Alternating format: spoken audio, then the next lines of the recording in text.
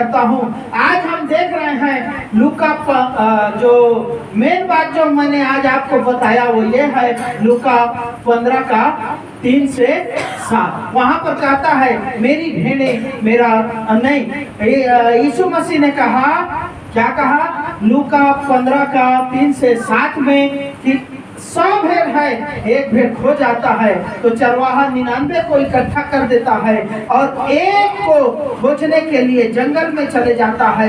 जब तक वो न मिलता रहे खोजते रहता और जब वो मिल जाता है तो कान्हों पर उठा लेता है, आनंद करता है, खुशी मनाता है। उसी प्रकार तुम भी हो, तुम भी जब संसार में खो जाते हो परमेश्वर तुमको खोजते रहता। जब तक तुम फिर से उसके शरण में नहीं आ जाते वो खोजते रहता और जब तुम उसके शरण में आ जाते हो वो आनंदित होता है। इसी को हमने देखा भेड़ का क्या गुण होना चाहिए, उस भेड़ में क्या गुण होना चाहिए जिसको यीशु मसीह खोजता रहे। मेरे प्रियो उसी को खोजेगा, उसी को खोजेगा, उसी के लिए हाँफेगा। यीशु मसीह 5 बातों को बताए, 5 गुणों को भेड़ का बताए।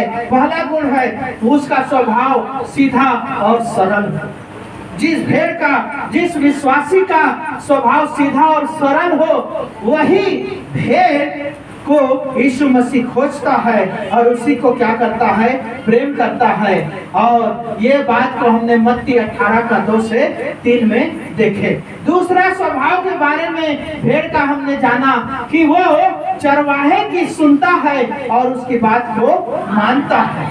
जो भेड़ चरवाहे की सुनता है, उसकी आवाज को पहचानता है, उसकी बात को मानता है, उसी भेड़ को यीशु मसीह खोजता है। वही भेड़ का गुण होता है। इस बात को हमने यूहन्ना 10 का 27 में देखे।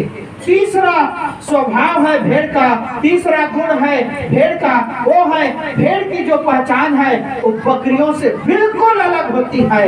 भेड़ की पहचान बकरी से बिल्कुल अलग ही होती है। इसको हमने देखा, अलग पहचान अर्थात आपका स्वभाव, एक विश्वासी का स्वभाव अन्य लोगों से, अन्य जातियों से, जो प्रभु को नहीं जानते उनसे बिल्कुल अलग होना चाहिए। अन्य जातियों के जैसे, अविश्वासियों के जैसे ना तो आप कर सकते, ना ही आपको उसकी छूट दी जा रही है। आपकी पहचान गाली सुनकर गाली देना नहीं है। आपका स्वभाव मेरे प्रियो धमकी सुनकर धमकाना नहीं है। आपका स्वभाव चारी चुगली, निंदा, बुराई ये करना नहीं है। बकरी का स्वभाव नहीं, भेड़ के स्वभाव, भेड़ के स्वभाव अर्थात अलग पहचान। जैसे बकरी का जो व्यवहार होता है और भेड़ का जो व्यवहार होता है वो दोनों में जमीन आसमान का अंतर होता है। उसी प्रकार आपके पहचान में और बकरी की पहचान में जमीन और